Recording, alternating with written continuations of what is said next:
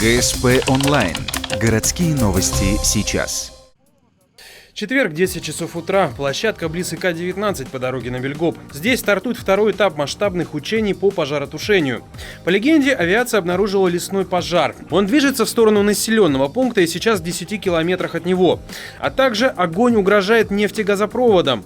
Перед всеми участниками ставится задача эвакуировать население поселка, оцепить территорию и приступить к тушению. На экстренном заседании чрезвычайной комиссии все ведомства и подразделения отчитываются о готовности и имеющихся средствах.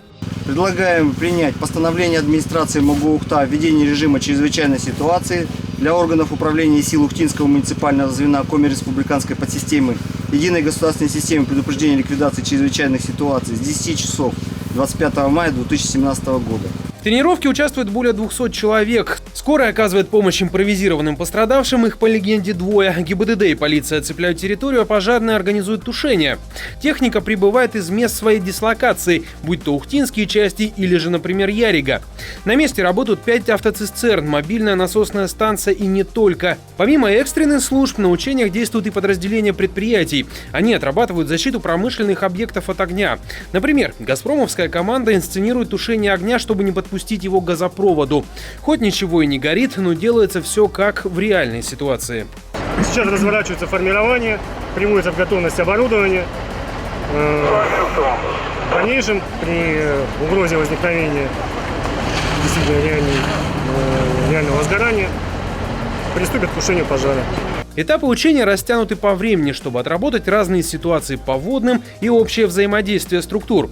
Оценивают работу представители МЧС Северо-Запада России из Питера, а также республиканское руководство. Именно они должны высказать вердикт действиям сотрудников. К этим учениям готовились мы давно, поэтому именно первый этап – это обнаружение пожара, реагирование первых сил, прибывших к месту чрезвычайной ситуации.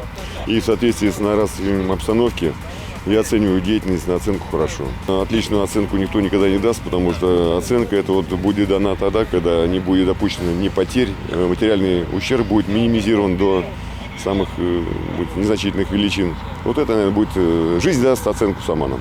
Отдельного упоминания заслуживает пожарный поезд. Он прибыл из Сосногорска, чтобы также внести свою лепту в тушение предполагаемого пожара. Настолько масштабных учений по числу участников и задействованных структур Ухта не видела давно. При этом подчеркивается, что это не парад, где техника тут же на месте просто ждет своей очереди. Все условия приближены к реальным и инсценирован сложный вариант развития событий, чтобы все было наглядно.